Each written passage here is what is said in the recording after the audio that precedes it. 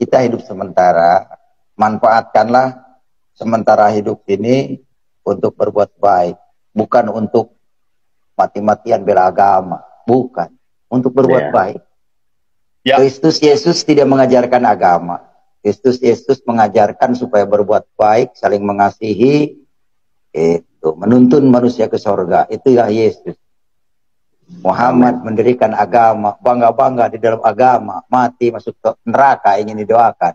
Nah, misalkan sudah meninggal semua pengikut Muhammad, siapa yang doakan Muhammad? Nggak ada ya.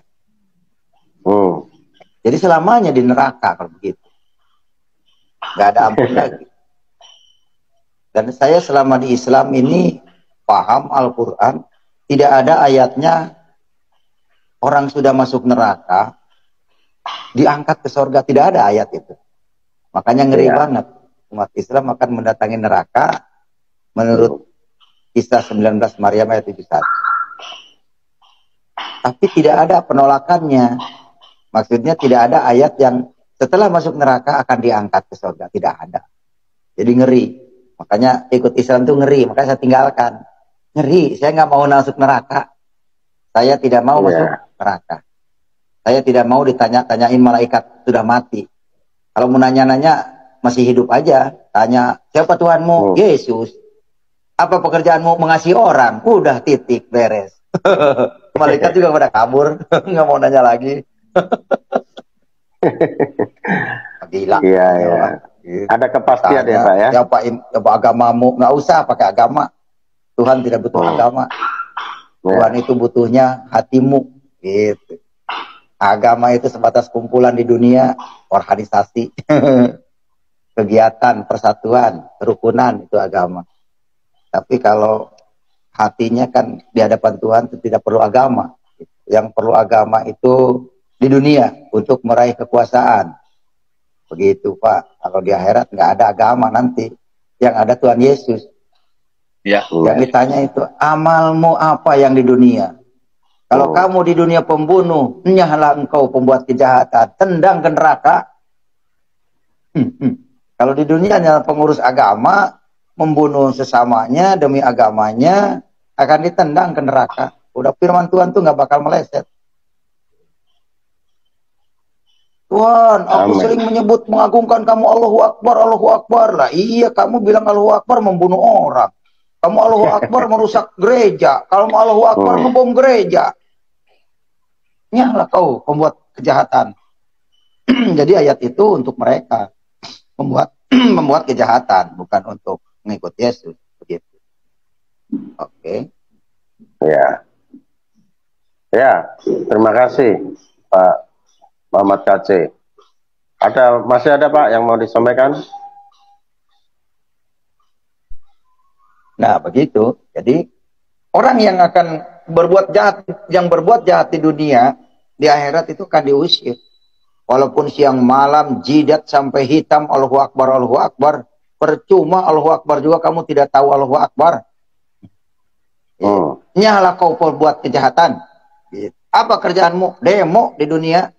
Ngapain kamu pengen masuk surga? Orang kerjaannya demo. Tapi pede ya? Ngapain kamu minta masuk surga? Orang kerjaannya kamu surga, ya?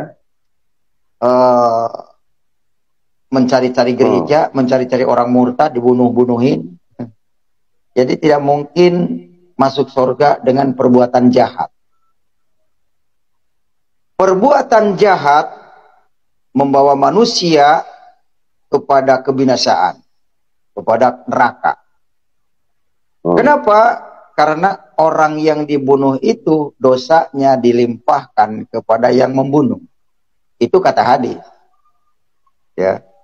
Siapa yang membunuh orang lain maka dosanya dilimpahkan kepada pembunuh. Siapa yang menuduh orang lain kafir maka dirinya lah yang kafir. Itu ada hadis yang mengatakan demikian. Tapi kadang-kadang mereka nggak nyadar ya. Nah itulah maka moto saya adalah salam sadar. Semoga orang karena sudah dibutakan dengan namanya agama. Boleh beragama Islam tapi jangan ke Arab-Araban. Contoh Bali. Hindu itu berasal dari Hindia. Tapi orang Hindu tidak pernah ke India-Indiaan. Nggak bangga dengan India. Ini yang keterlaluan ini orang Islam. Tentang Islam bangga dengan Arab, apa-apa untuk Arab, apa-apa nyawa untuk Arab. Kasihan kan. Nah inilah kekeliruan yang perlu kita luruskan di publik ini. Agar orang Indonesia yang ke Arab-Araban sadar. Sesadar-sadarnya. Oh, kenapa? Karena Allah yang benerin itu ngerti bahasa Indonesia. Kalau Allah Arab nggak ngerti bahasa Indonesia. Sehingga orang yang mencintai Islam harus berbahasa Arab, ibadah bahasa Arab. Karena orang Arabnya tidak mengerti bahasa Indonesia. Katanya Allah Maha Kuasa. Menerjemahkan bahasa Indonesia saja nggak bisa. Kan aneh. Katanya Allah Maha Kuasa, Allah beranak aja nggak bisa. Kan aneh. Allah tidak bisa punya, bagaimana Allah punya anak sedangkan tidak punya istri? Jadi kalah dong sama Maria. Maria tanpa suami bisa punya anak. Allah tanpa istri tidak punya anak. Itu artinya kekuasaannya kalah sama Maria. Maria tanpa suami punya anak. Allah bagaimana punya anak sedangkan dia tidak punya istri? Aduh, Allah kalau nggak punya istri, nggak punya anak. Kunci saja tidak punya itu, punya anak. Kunci tidak punya suami, punya anak. Sekolah tidak pernah kawin tapi punya anak. Nah itu dia, anak sekolah. Oh ini anak kunci. Anak sekolah, anak SD 1, anak SD 2. Padahal anak SD 2 tidak pernah nganak. Ya kalau kita dipikir secara logika, ya Allah kuasanya di mana? Menerjemahkan bahasa Indonesia saja tidak paham. Kalau Yesus bisa paham segala bahasa. Negara Batak, kitabnya Batak. Di Sunda, kitabnya Sunda, bahasa Sunda. Di Jawa, kitabnya bahasa Jawa. Tidak harus bahasa Arab. Nah ini rahasia yang perlu diungkapkan. Ternyata bahasa Arab ini ingin menjadi bahasa internasional. Ingin menjadi bahasa mengalahkan Inggris. Tapi mengorbankan orang lain. Supaya orang lain memeranginya. Seolah-olah Islam itu paling benar. Al-Quran ini katanya paling sempurna. Tapi tidak bisa sempurna kalau tidak pakai hadis. Kan aneh juga. Membingungkan ajaran Islam. Orang lain dibilang kafir, dirinya sendiri kafir. Al-Quran sudah sempurna. Tapi kenapa dijelaskan oleh hadis? Kalau ada suatu kitab yang memerlukan penterjemah kitab lain, itu berarti belum sempurna. Nah ini perlu disadari oleh umat-umat Islam. Ya. Saya tidak ngutik-ngutik, tapi saya pernah belajar di pesantren. Quran itu harus diterjemahkan, harus ditafsirkan ke hadis dan fikih. Kan ini kan suatu penyimpangan yang luar biasa. Kalau memang Al-Quran itu sudah sempurna, ada kalimat yang harus diterjemahkan oleh kitab lain, oleh surat lain, harusnya ada di surat lain. Ya maklumlah Al-Quran ini yang banyak itu, ini apa namanya, binatang, hewan di Al-Quran. Jadi kitab Al-Quran itu saya rasa lebih banyak kepada kehewanannya. Seperti contoh Al-Baqarah, sapi betina, Al-An'am, binatang ingon-ingon, terus Al-Ankabut, laba-laba, terus An'am, semut, terus An-Nahl, lembah. Itu kan binatang semua. Jadi yang banyak diceritakan di Al-Quran itu adalah binatang. Terus Anisa, perempuan. Itu Maryam, perempuan, surat Maryam. Jadi antara manusia, binatang, dan hewan. Memang bagus sih. Jadi Al-Quran ini, maaf, kalau di pasar minggu itu ada yang namanya kebun binatang. Jadi kebun binatang itu ada di pasar minggu. Jadi ada gajah, ada harimau, ada sapi di situ. Nah ini di Quran juga begitu diceritakan. Itulah sempurnanya Al-Quran itu karena banyak binatangnya di Al-Quran. Dan kalau di Alkitab kan tidak ada. Adanya manusia semua. Matius, Markus, Lukas, Yohanes. Semuanya manusia berbicara. Bukan binatang yang berbicara. Gitu. Kalau di Al-Quran kan banyaknya binatang. Al-Baqarah, sapi betina. Al-Ankabut, laba-laba, itu kan binatang. Sekarang kalau binatang harus sebut manusia, kan aneh juga gitu. Harus mau tidak mau, diterima atau tidak, memang di Al-Quran ini banyak surat-surat yang menyebutkan nama binatang. Itu. Yang menyebutkan nama binatang. Jadi kalau menceritakan tentang binatang di Al-Quran, pasti banyak sempurnanya. Dan yang diceritakan juga guha, seperti Al-Kahfi, guha, menceritakan tentang gua, manusia di gua. Itu juga, jadi memang Al-Quran ini sempurnanya menceritakan alam, flora dan fauna, gitu. Menceritakan tentang alam. Ada gua, ada batu, gitu. Ada binatang. Gitu. Cuman kalau mau mencari ilmu kemanusiaan, harusnya Alkitab, Injil Yohanes, Matius, Markus, Lukas, itu semuanya manusia, bukan binatang. Dan saya rasa di Alkitab tidak ada surat binatang. Begitu, hanya di Al-Quran yang banyak binatangnya. Kalau mempelajari Al-Quran itu, ya harus siap-siap, dikutuk jadi kera. Di surat Al-Baqarah, nanti akan dikutuk jadi kera, katanya. Kok saya pindah dari Islam nggak dikutuk jadi kera, tetap manusia dari dulu sampai sekarang. Dan selama-lamanya saya manusia. Jadi itu berarti tidak terbukti ayat-ayat Al-Quran itu semuanya dongeng. Ya. Kenapa saya katakan dongeng? Karena tidak terbukti. Saya meninggalkan Islam tidak jadi kera. Begitu. Itu aja Pak ya. Menceritakan tentang itu. Saya bukan menjelekkan. Tapi memang fakta, kalau tidak percaya silakan buka Al-Qur'annya, bahwa Al-Qur'an itu banyak nama binatang. Yang ayat yang kedua, surat yang kedua, Al-Baqarah, sapi betina. Dan begitu. Jadi itu yang diceritakan di dalam Islam. Tentang binatang. Makanya jangan salah kalau banyak orang yang kelakuannya seperti binatang. Anak sendiri dikawin, diperkosa. Jangan salahkan. Santrinya sendiri diperkosa oleh kiainya. Ada banyak kiai masuk penjara. Itu fakta, saya berbicara itu fakta, bukan mengolok-olok, menjelekkan, bukan.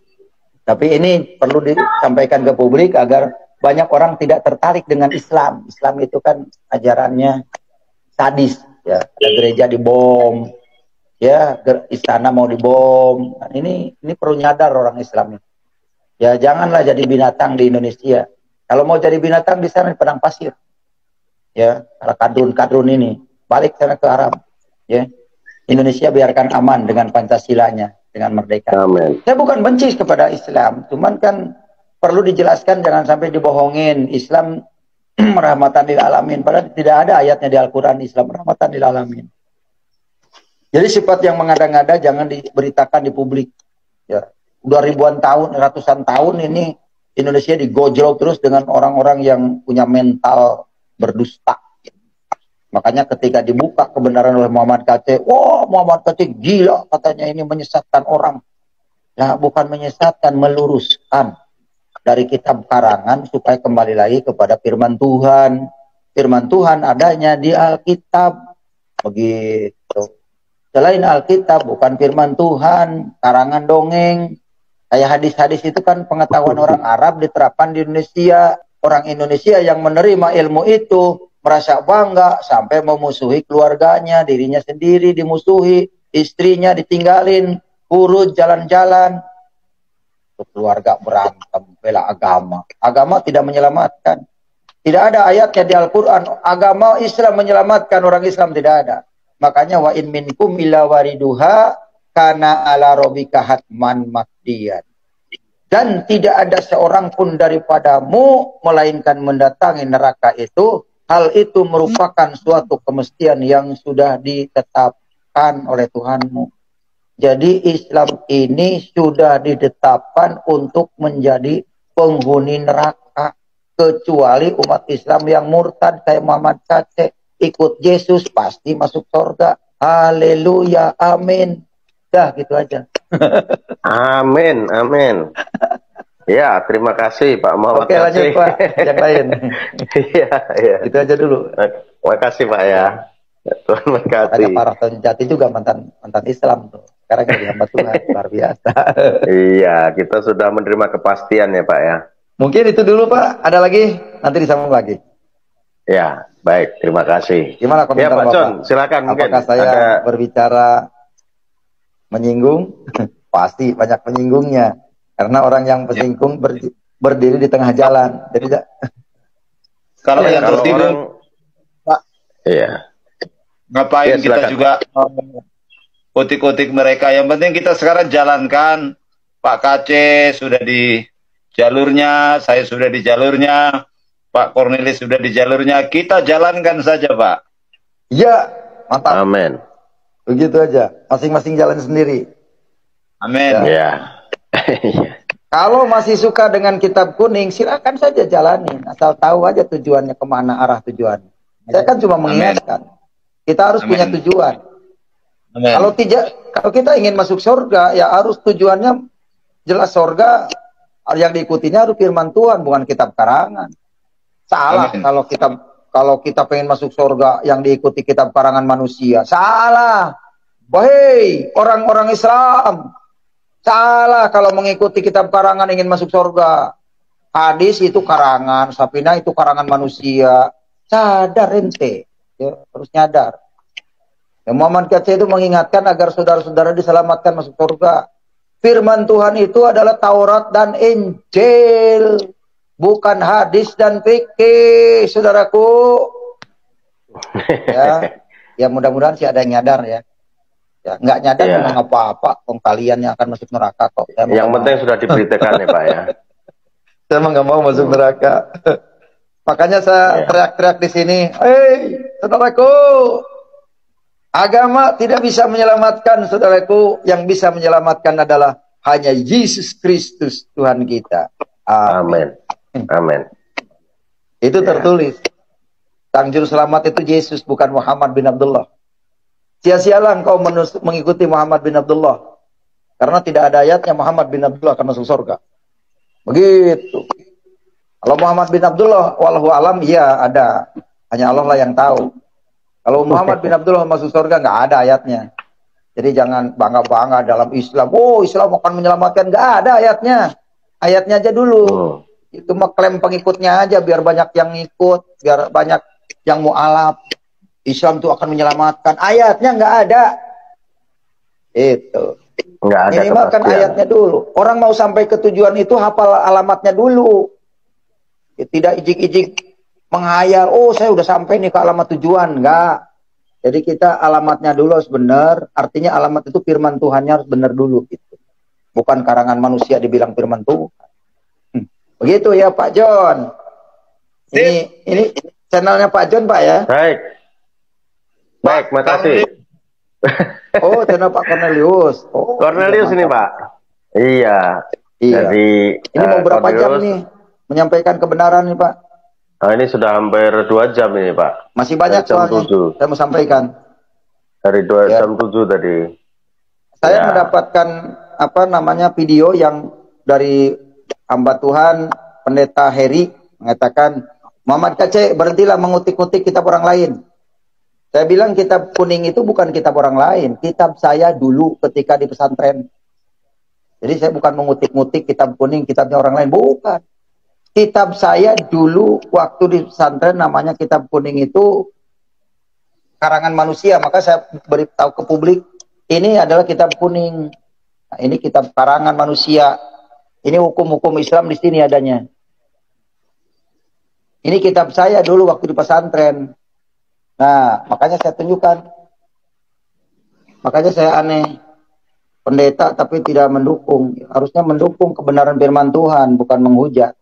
Saya menyampaikan ini punya bukti kitabnya, bukan menghujat. Nah, ini ditunjukkan ke orang lain, ini suatu fakta. Jangan sampai ada perkataan Muhammad Kace membual, membohong. Makanya saya tampilkan buktinya bahwa itu adalah kitab saya dulu ketika di pesantren. Setelah saya menyadari, setelah saya sadar bahwa ternyata kitab kuning itu adalah karangan manusia. Karangan Syekh Nawawi Al-Bantani. Itu yang dijadikan hukum di dalam Islam. Begitu.